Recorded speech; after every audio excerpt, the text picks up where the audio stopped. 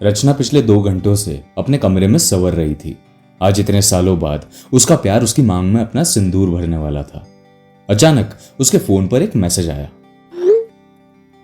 इस लहंगे में बड़ी कमाल लग रही हो मेरी जान। ये रोहन भी ना एक पल भी मेरे बिना नहीं रह सकता। उसने फोन उठाया और जल्दी से मैसेज टाइप किया। तुम्हें कैसे पता कि मैंने क्या पहना है? कैसे पता नहीं चलेगा, मैं तो तुम्हारे पास ही हूं।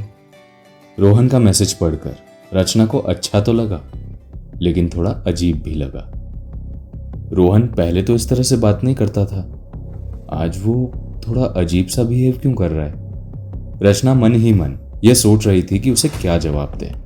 उसने फोन उठाया और मैसेज टाइप करने लगी। तुम मुझे देखने के लिए यहाँ क्यों आ गए? तुम्हारे पेरेंट्स को कैसा लगेगा जब तुम अपनी बारात में ही नहीं दिखोगे तो? रचना को अब चिंता हो रही थी। उसके इतने मेकअप के बावजूद उसके माथे पर पसीना छलक आया था। तभी एक और मैसेज आया। अरे रचना, ये पसीना तुम पर अच्छा नहीं लगता।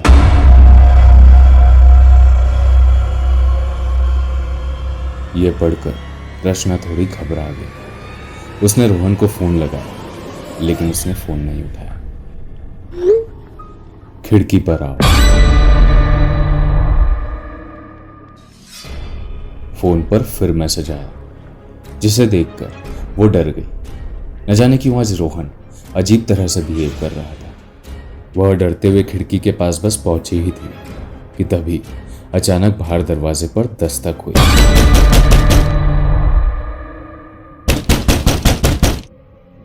रोहन, रोहन बस करो, मुझे डर लग रहा है, रचना ने चीखते हुए कहा।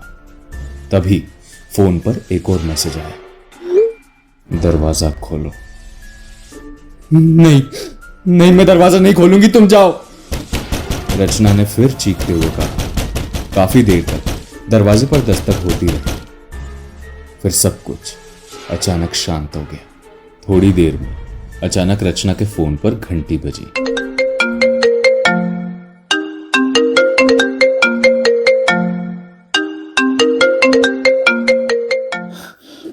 हेलो, रचना ने घबराते हुए कहा।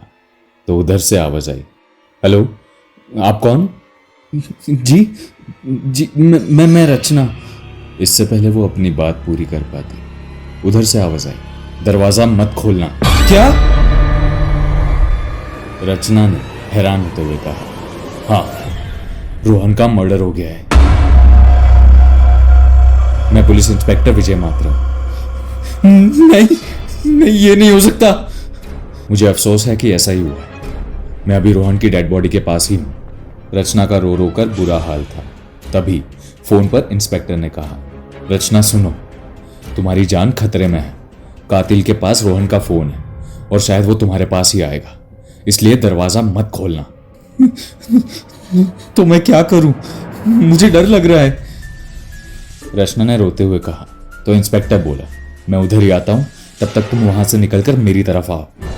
ठीक है, इतना बोलकर रचना ने फोन रख दिया। उसने अपना सामान लिया और दरवाजा खोलने ही वाली थी कि तभी उसके दिमाग में एक ख्याल आया। विजय मात्रे, ऐसा नाम तो महाराष्ट्र में होता है ना?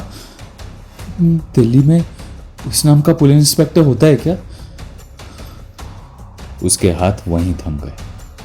वो दरवाजा खोले या ना खोले, उसे कुछ समझ नहीं आ रहा था। कुछ देर सोचने के बाद उसने दरवाजा खोला और बाहर चली गई।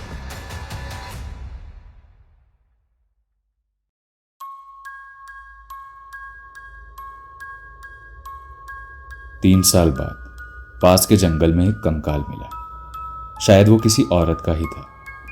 वहीं पास में उसका फोन भी मिला। पुलिस ने जब फोन को रिपेयर करके उसकी कॉल रिकॉर्डिंग चेक की और उसमें सबसे लास्ट कॉल रिकॉर्ड को प्ले किया तो उसमें था। हेलो, मैं पुलिस इंस्पेक्टर विजय मात्रे बोल रहा हूं। रोहन का मर्डर हो गया है।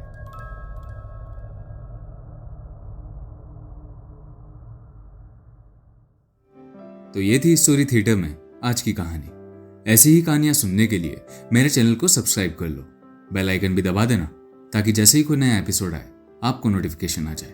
स्टोरी थिएटर बाय यश, जहां हर कहानी एक नया सफर है।